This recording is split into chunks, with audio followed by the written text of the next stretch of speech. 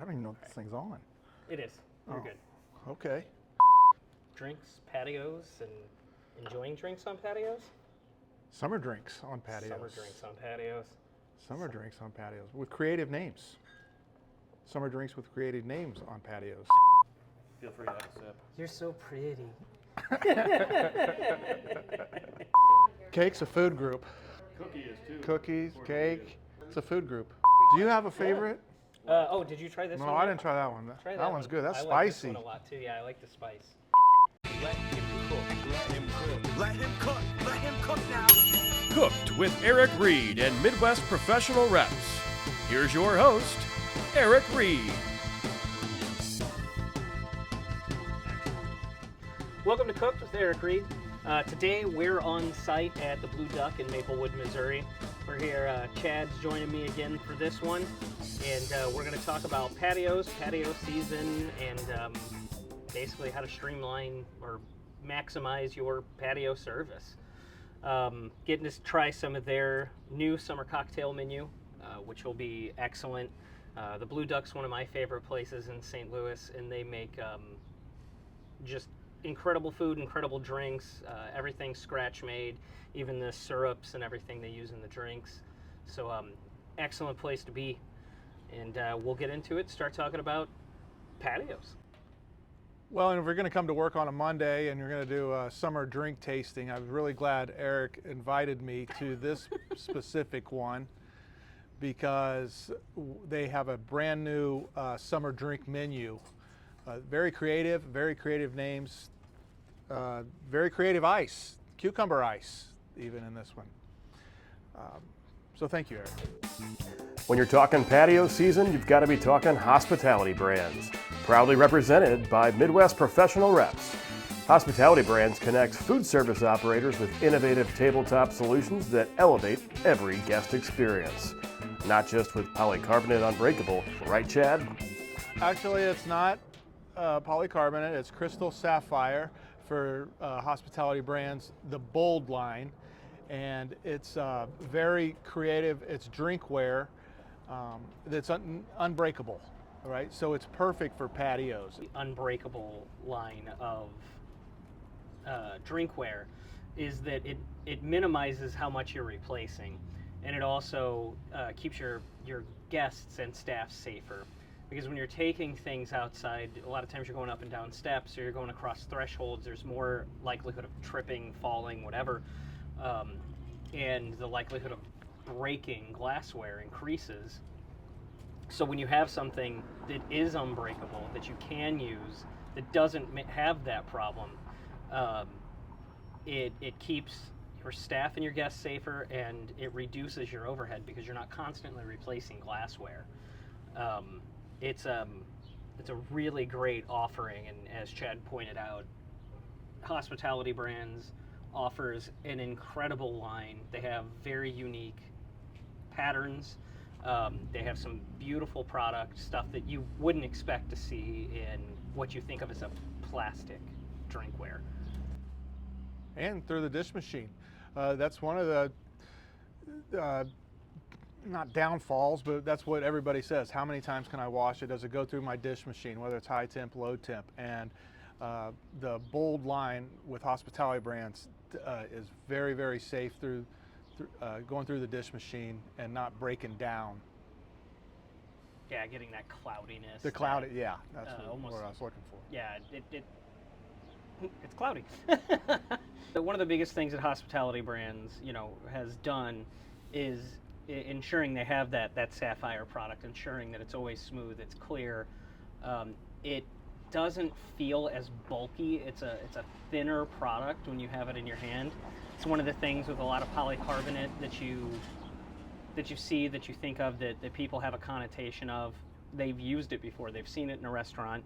They've had it at somebody's or used some polycarbonate at somebody's house for something, and it was thick and chunky, and it changes the feel in your hand of what a glass feels like.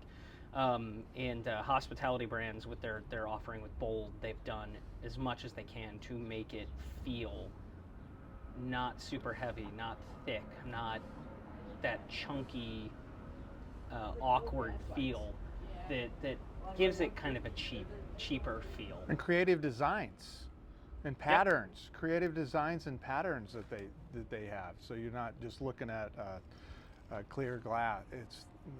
That's what's neat about it, in my opinion. Yeah, it's not a clear plastic cup. It's not a clear plastic wine glass. There's Right. shapes. There are Yeah. they're mimicking real glassware with their product.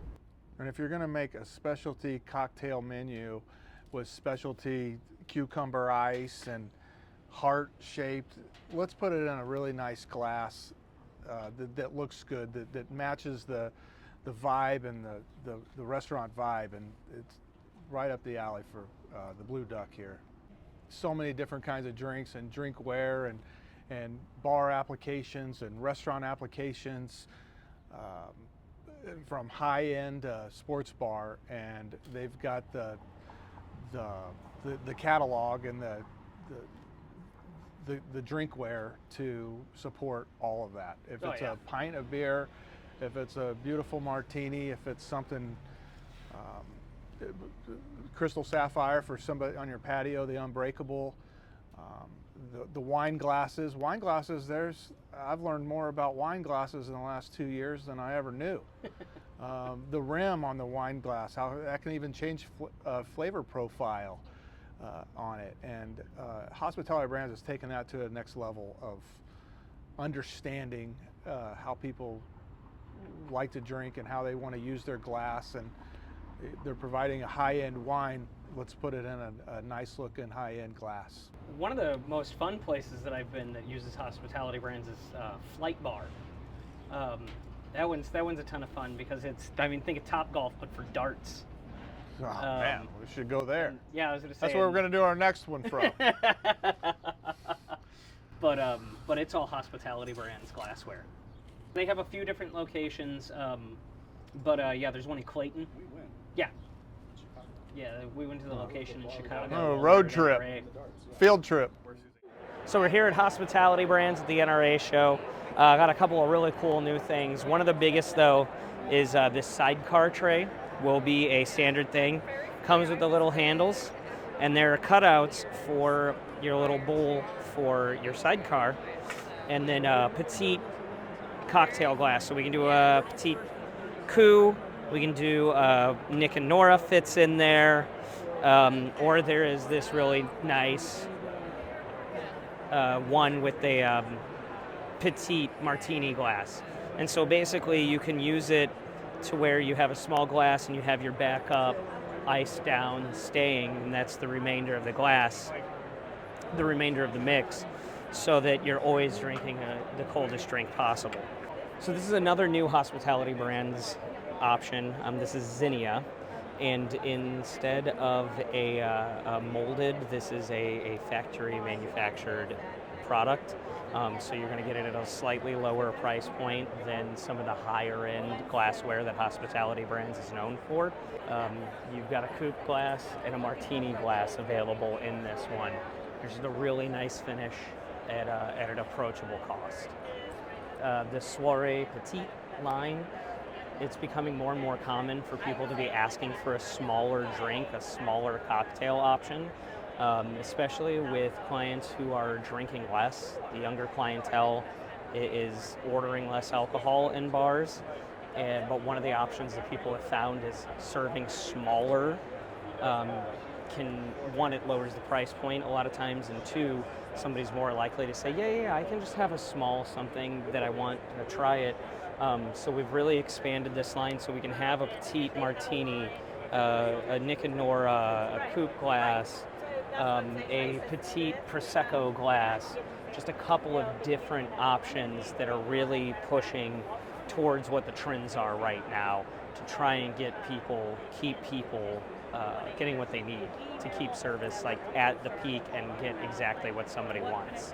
I absolutely think that that because the cost of goods, the cost of living has increased so much, that restaurants are looking for ways to continue to get offerings and continue to get check averages up without having to charge $20 for a cocktail, whatever it might be.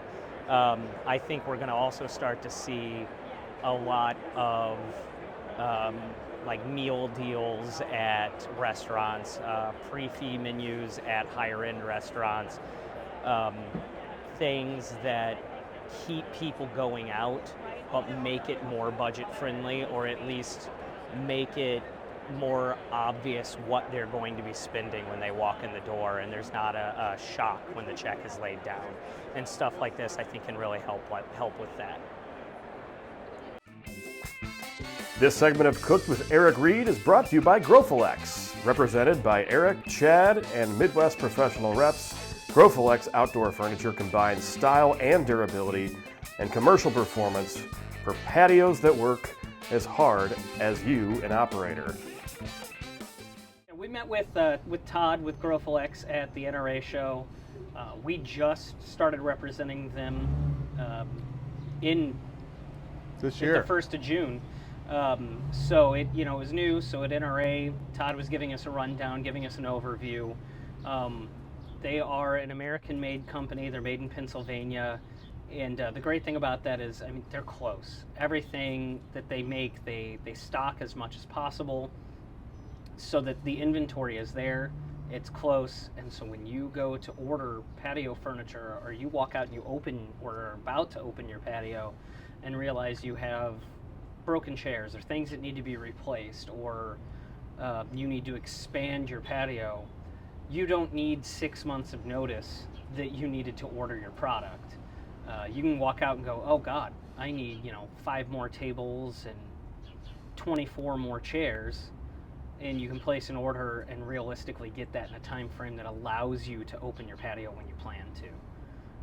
Or even midsummer, if somebody breaks a chair or decides to throw it off the rooftop, like they're in downtown Nashville. If somebody does, if you lose things in the middle of patio season, you'll have time to place an order, get things in, and continue to run without being at a limited capacity. All of our chairs are commercial grade made chairs. They're all tested to 400 pounds. They're all weighted to 300 pounds.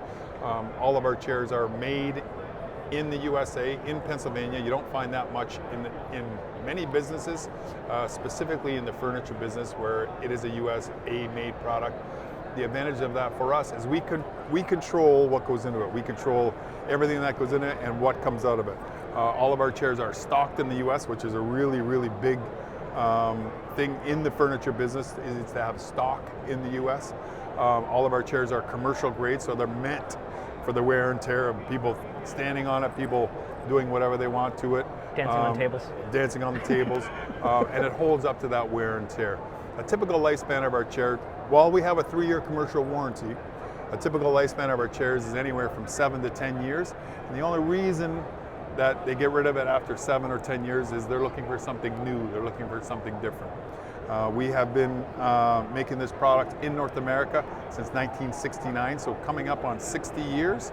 And we are about the only resin manufacturer in the furniture business left in North America.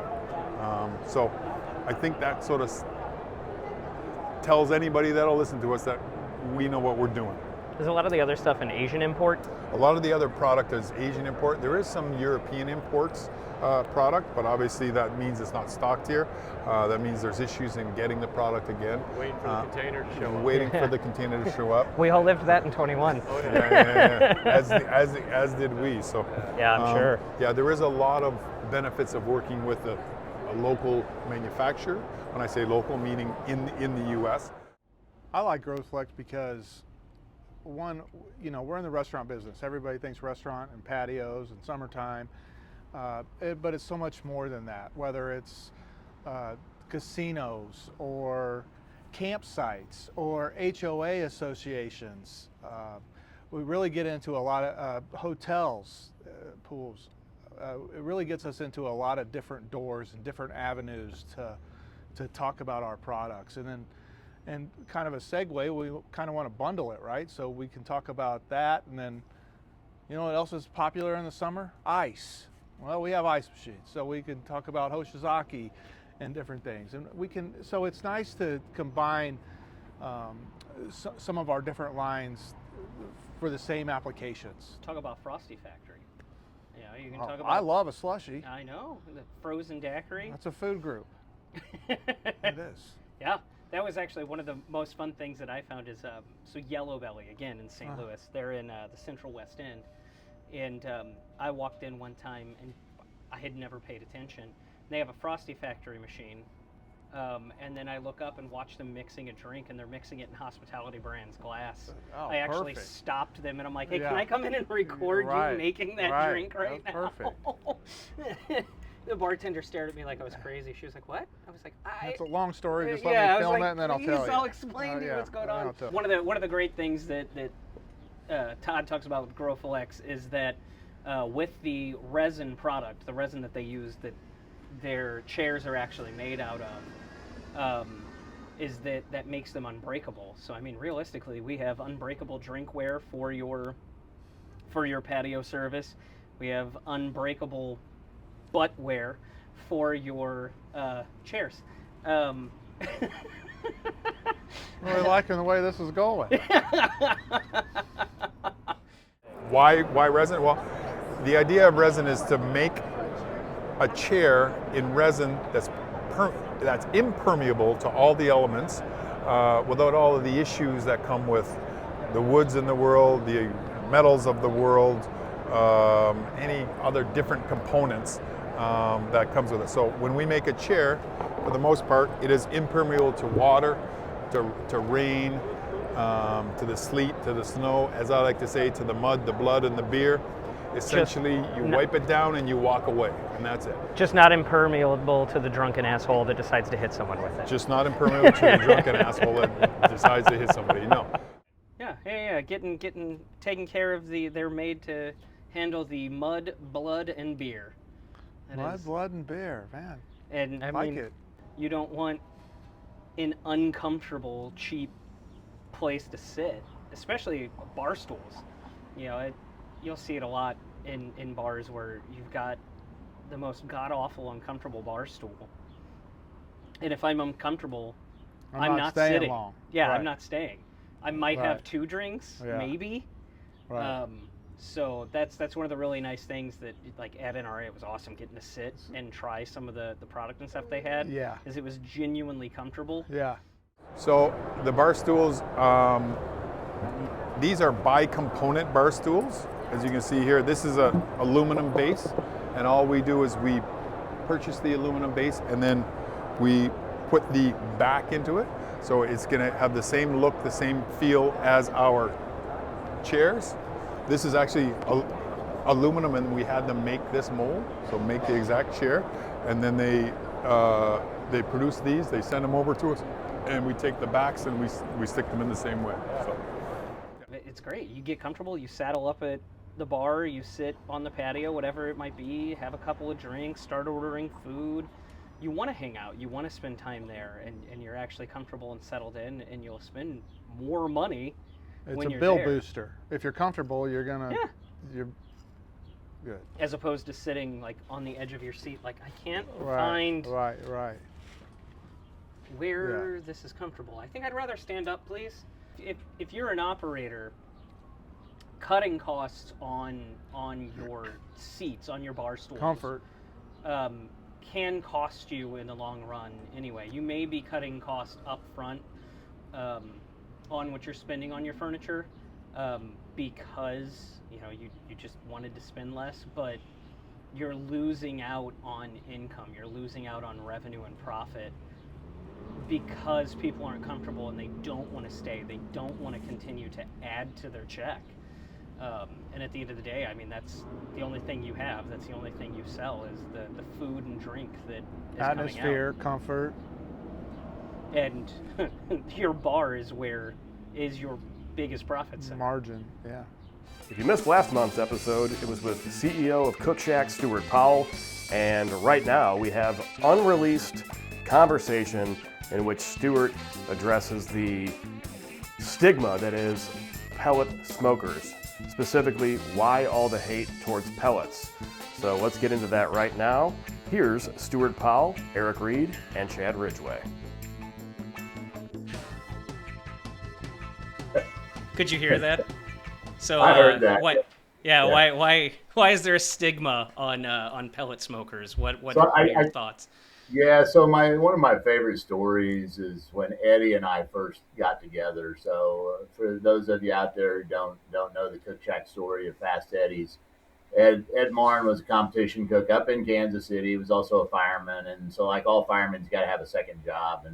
And so anyway, he'd started making pellet fired smokers, seen a Traeger, actually cut a Traeger apart and turned it into a smoker, and started winning a ton of contests. I mean, did incredibly well. And anyway, he'd gotten busier, but before and I'd met him a few times, so I didn't know him very well. But we're down at the um, American Barbecue Association's, the National Barbecue Association's trade show in Houston, and he's right across the aisle from me. And he just is in 2000. He'd just come out with his with a rotating rack pellet fired unit, which kind of fascinated me at the time. But I kept having this guy. He was going back and forth between our two booths, trying to figure out what smoker to buy.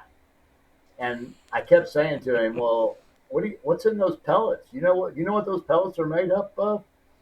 And of course, he's like, "No, I have no idea." And you know, it. I spent the first probably 10 to 15 years of selling pellet fired smokers, teaching people what pellets are. And that's really why they had such a bad name, because nobody understood what they were. And then you had people like the Traegers who didn't even give you what was really a true flavored pellet anyway. I mean, if you want an interesting story, go look at their class action lawsuit that was filed against them, that they paid over $1 million to settle for, because all of their pellets were alder wood. I mean, they didn't put any other they didn't put any other wood in their pellets. It was alder wood. Okay, and their whole thing is that, we use flavored oil to give it the flavor, and they actually have a patent around it. Okay, well, if you know anything about a pellet mill, you know pellets are almost on fire when they come out of the pellet mill. They get so hot from the friction, and it's just burning all that stuff off. So all their pellets tasted the same. I always said that from day one when I met them. Before I knew how they made them, I was like, you can give me any of those flavors and they all taste the same.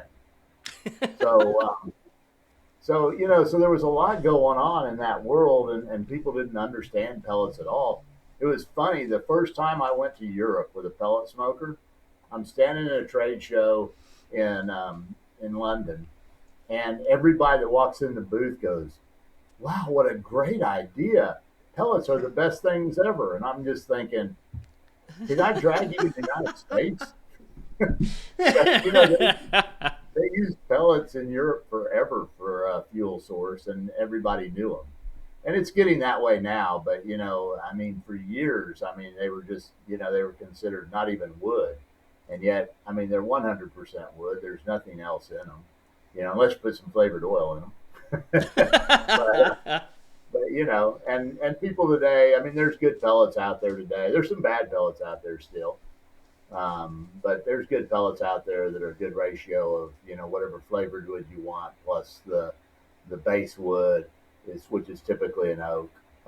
So, you see that a lot. And I think that world has come around. As a matter of fact, I see more and more now where I have people saying to me, I need to go to pellets because I can't get wood, and there's no reliable source for wood, and that's the worst part of my business. We sell chunks of wood.